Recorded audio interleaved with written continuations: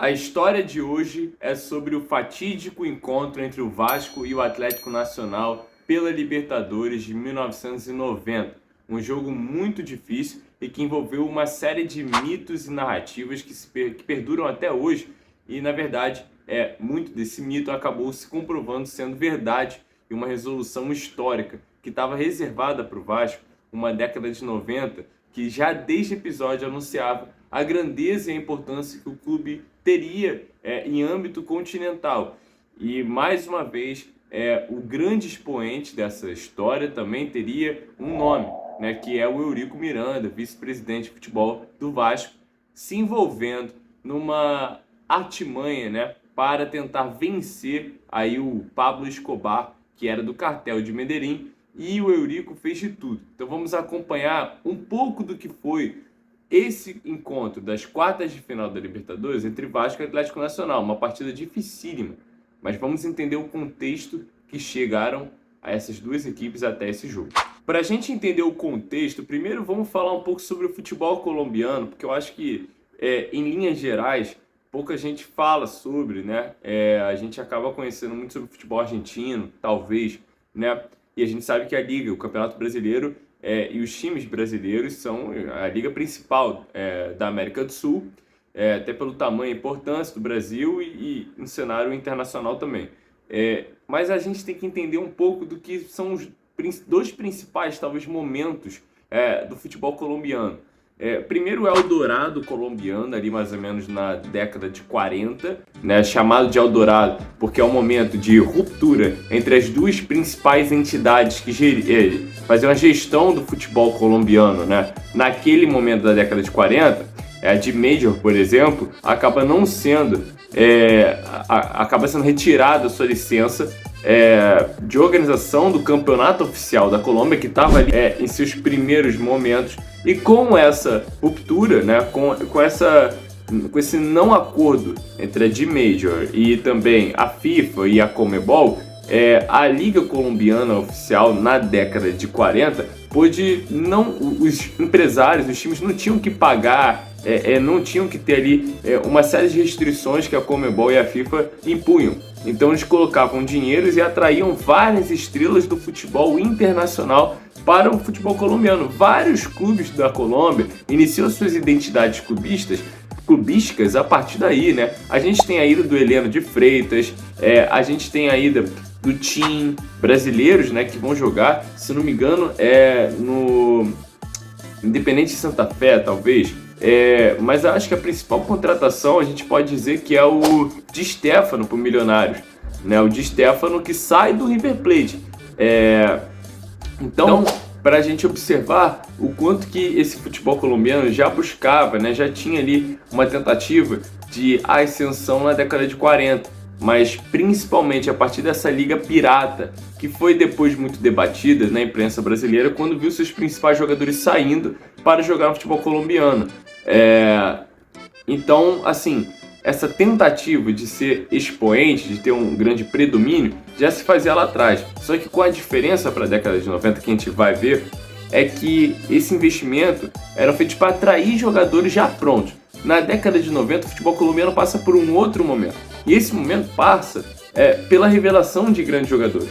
Não à toa, a seleção colombiana, tirando essa agora de 2014, né, tem um dos seus melhores rendimentos justamente na década de 90, com craques como Valderrama, Higuita, Pereira, dentre outros tantos, né? Depois, posteriormente, Aristizábal, alguns nomes importantes da seleção colombiana, que não fosse talvez a besteira do próprio Higuita, né, ali contra o Roger Milá, não teria sido eliminado por Camarões na Copa de 90, se não me engano. Então, assim, um momento que o futebol colombiano vive na década de 90 que é de muita importância, só que com essa peculiaridade. Agora não se importavam tantos craques vindos de fora.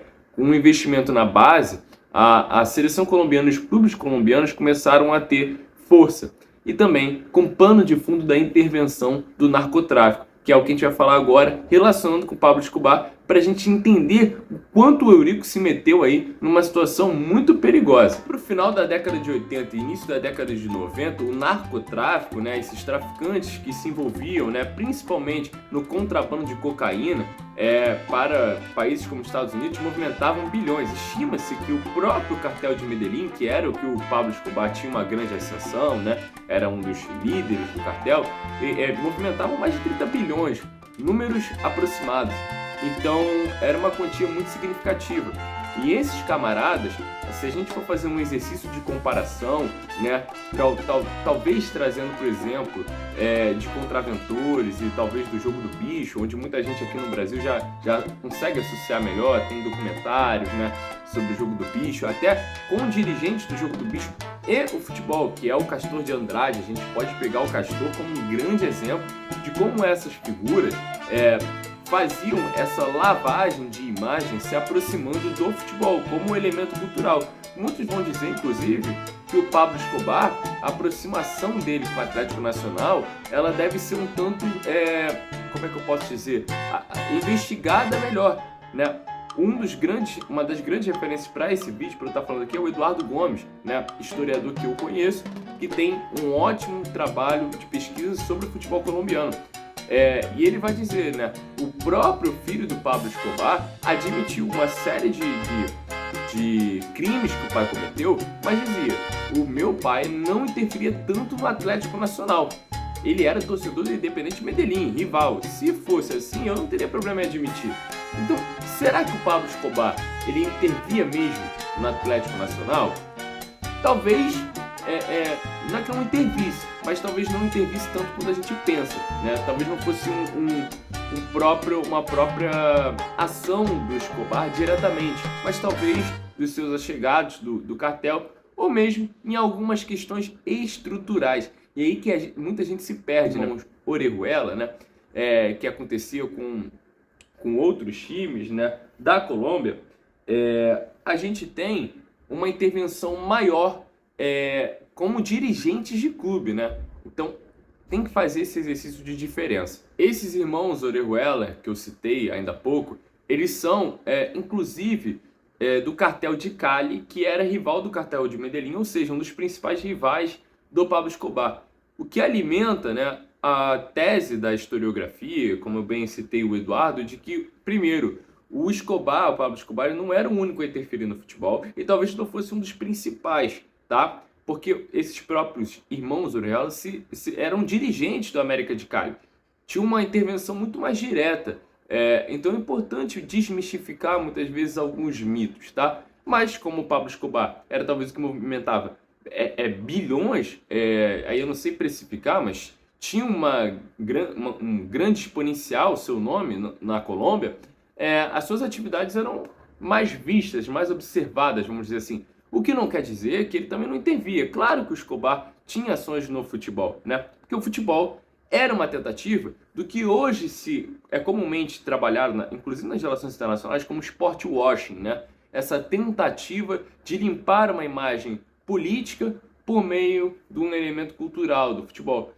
E aí que tá, o Escobar, muita gente não sabe, mas ele patrocinava muitos campeonatos nas periferias, no que seriam as favelas colombianas, vamos dizer assim, né? Olhava para jovens, levava esses jovens para outros times. E é claro que os moradores dessas áreas periféricas não vão olhar para um cara envolvido no narcotráfico como um sujeito ruim para aquela população, porque ele está promovendo lazer, ele está promovendo cultura, vamos dizer assim, ele está promovendo uma qualidade de vida para essas pessoas. Promove campeonato, leva o jogador para os times que ele tem influência, né?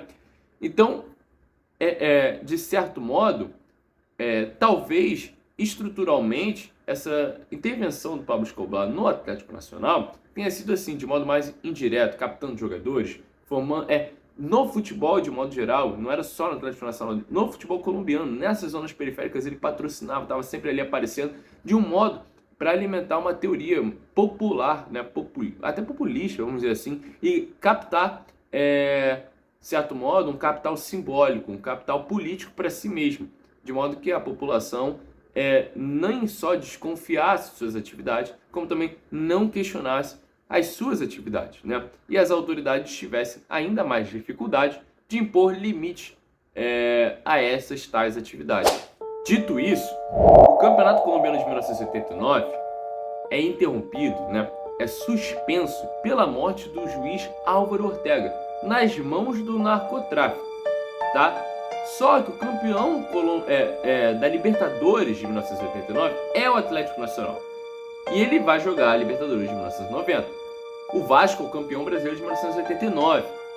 E tem um time muito bom para jogar a Libertadores de 1990. A gente tem que lembrar aí Acácio, Quinones, Vinck, Zé do Carmo, Bismarck, Sorato, e tem a volta do Roberto Dinamite, o maior de todos.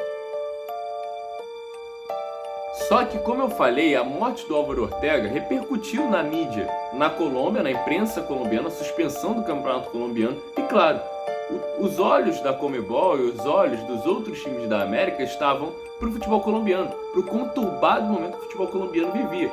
Nenhum juiz se sentia seguro de apitar na Colômbia e nenhum time também se sentiria seguro de jogar. Apesar disso, a Conmebol não suspende as atividades de tais times na Libertadores, por exemplo. O Vasco enfrenta então dessa maneira o Atlético Nacional pelas quartas de final de 1990.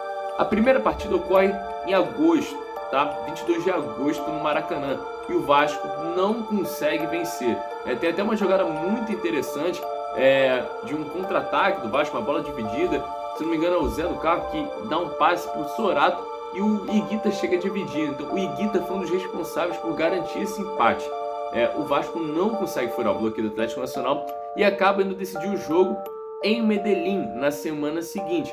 E é aí que acontece então os grandes episódios de toda essa história do Escobar contra Eurico Miranda, vamos dizer assim. Eurico Miranda contra Cartel de Medellín, e Eurico Miranda mais uma vez provando a sua capacidade de impor seus conhecimentos de direito futebolístico, né? E também de sua influência política, porque cá para nós, todos nós sabemos que o Eurico tinha influência política, inclusive na Conmebol.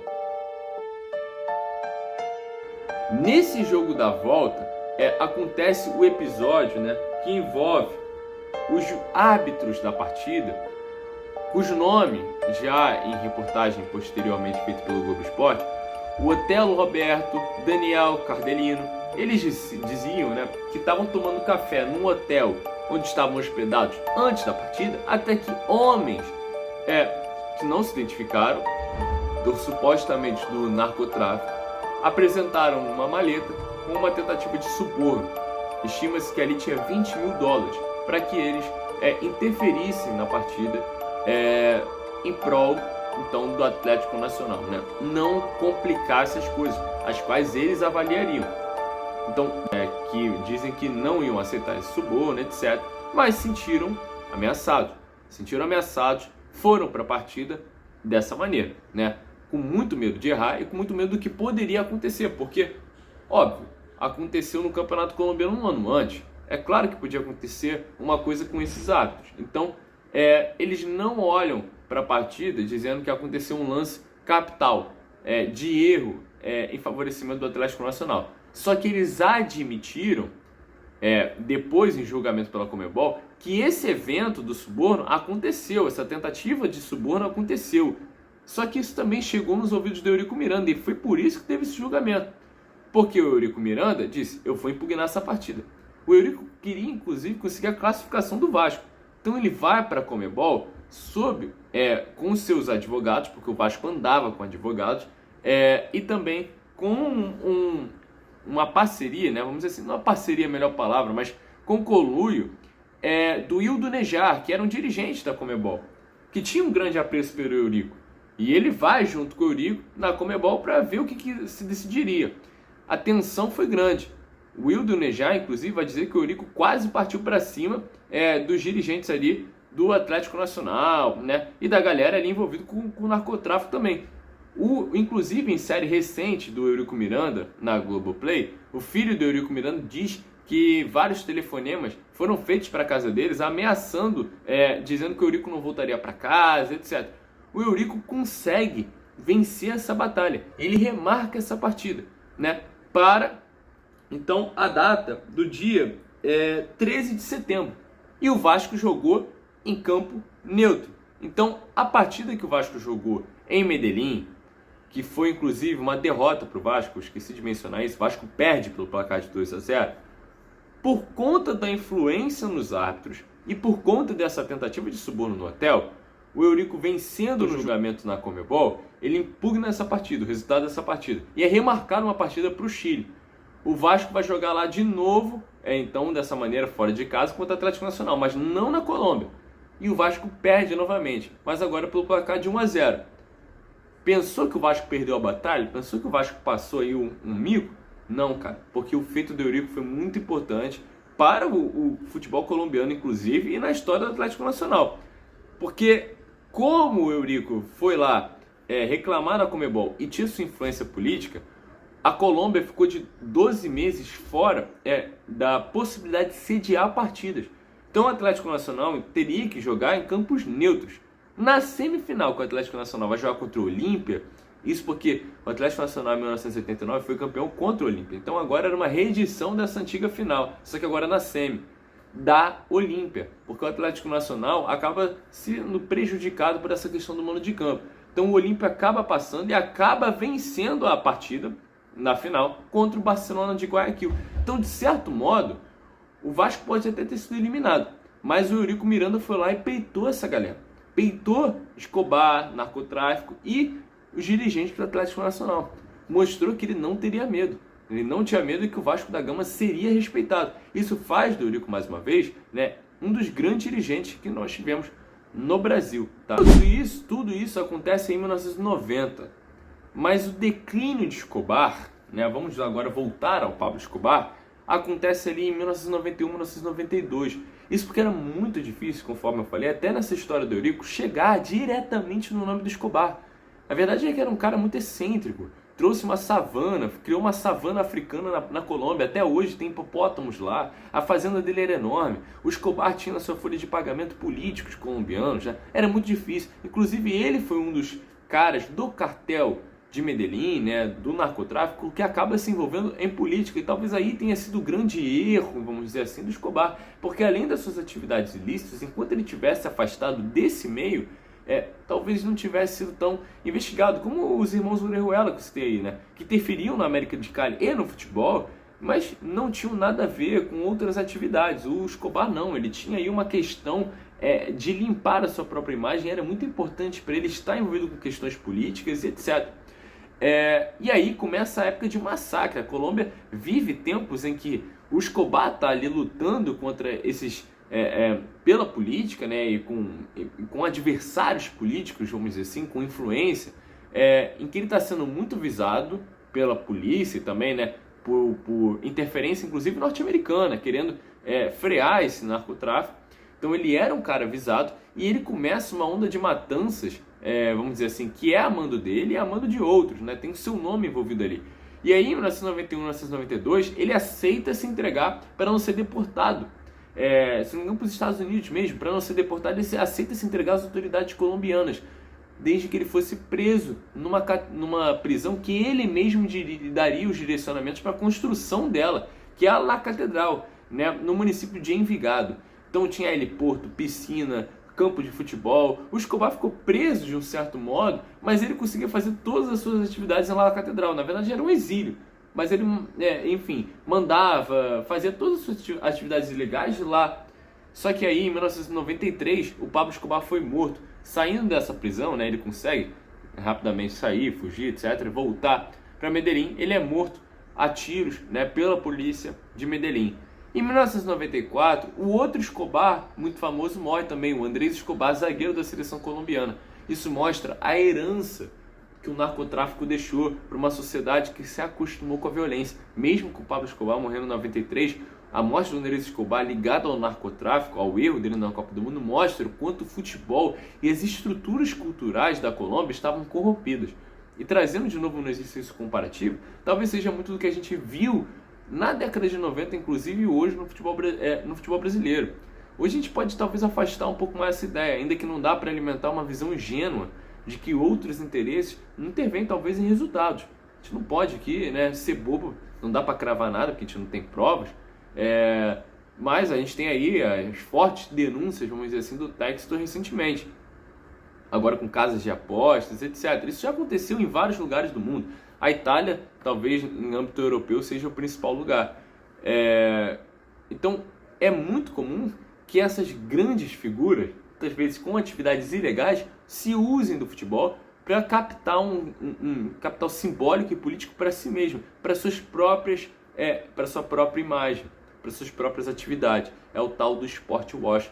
Então, ali o Atlético Nacional, nesse ano, essa briga era muito difícil para o Eurico vencer. Inclusive, talvez muitos dirigentes aceitariam passivamente aquilo, né? Aceitariam passivamente aquilo. Então, mais uma vez, essa década de 90, que marca esse início do Vasco, que em 98 vai culminar com o título da Libertadores, vamos dizer assim, desde 90 o Vasco está se impondo. Desde 90 o Vasco está mostrando, né, que não vai ser sacaneado. Então, essa ascensão do Eurico Miranda tem muito a ver também com essa história e posteriormente também do próprio Vasco da Gama. É isso, galera. Um abraço aí, espero que tenham curtido um pouco dessa história. Valeu!